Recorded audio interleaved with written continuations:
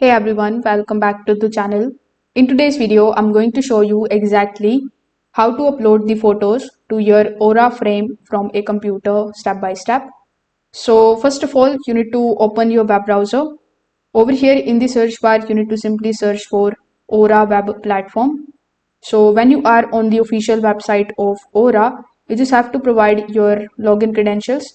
That includes your email and your password. Then you need to simply log in into your account.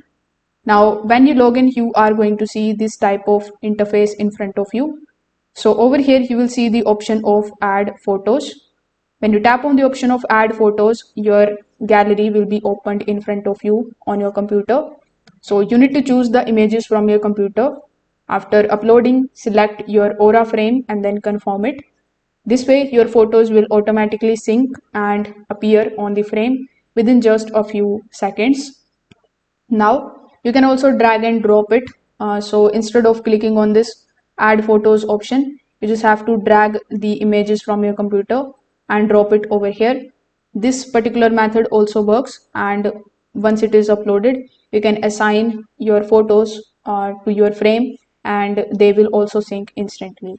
So if this video helped you out, make sure that you like this video and subscribe to the channel. Thanks for watching.